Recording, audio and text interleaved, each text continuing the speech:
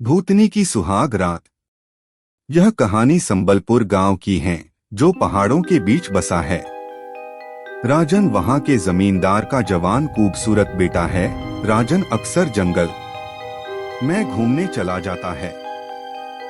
एक दिन वो शाम को जंगल की तरफ निकलता है। आज राजन जंगल के काफी भीतर चला जाता है। आज अमावस्या की रात है। जंगल में चांद की रोशनी भी नहीं है। यह देखकर राजन घबरा जाता है। अंधेरे में उसे रास्ता नहीं सूझता और वो जंगल के भूतिया इलाके में दाखिल हो जाता है। यह इलाका एक भानुमती भूतनी का है, लेकिन राजन इस बात से बेखबर है। वो दूर एक पीपल के झाड़ के नीचे एक दिया जलता देखता है और कुछ मदद की उम्मीद से उस तरफ जाता है। राजन को वहाँ कोई भी नजर नहीं आता। कोई तो आएगा, इस उम्मीद से वहाँ पास में एक पत्थर पर बैठ जाता है। कुछ देर में पत्तों की सरसराहट से डरकर खड़ा हो जाता है। गौर से अंधेरे में इधर उधर देखता है, पर कोई नहीं। कुछ दूरी से एक साया उसकी तरफ बढ़ता है। वो राजन के पास आता है और उसके पीछे से कंधे पर हाथ रखता है।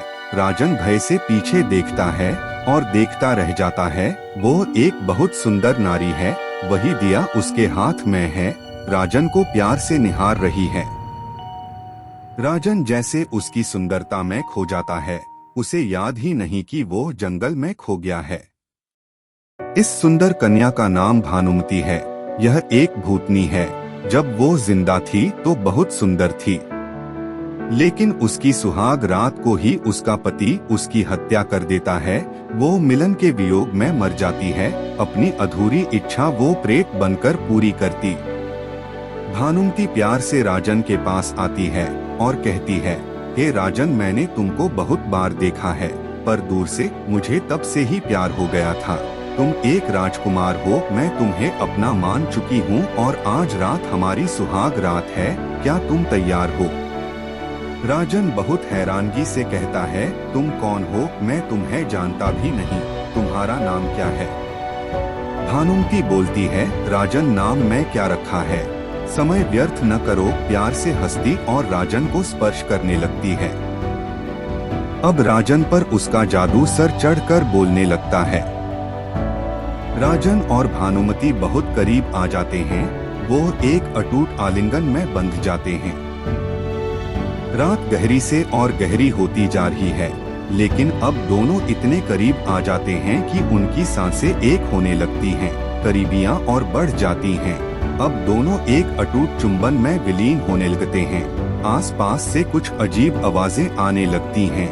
यह उस सन्नाटे की आवाजें हैं जो अब दोनों नहीं सुनते।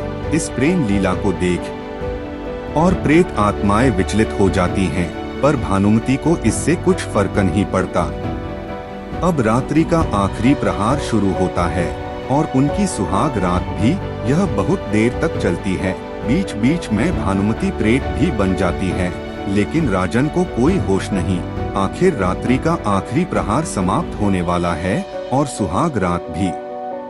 भानुमती अब विवश है। वो अपने असली स्वरूप में आ जाती है। यह देखकर राजन डर के मारे दूर हटकर कांपने लगता है। भानुमती अपने सुंदर रूप में आकर कहती है, राजन, मैं तुम्हारी एहसानमंद हूँ। तूने मुझे पति का सुख दिया है। जब शरीर में थी तो मेरे ही पति ने सुहाग रात को मेरी हत्या कर दी थी। आज मुझे मुक्ति मिल गई।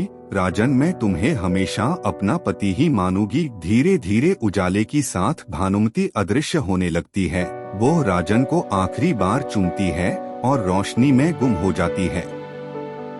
उधर से कुछ लोगों का शोर सुनाई देता है जो राजन को ढूंढ रहे हैं। राजन एक अजीब किस्म के शशोपंज में डूबा है। इतने में अपने पिता की आवाज सुनता है।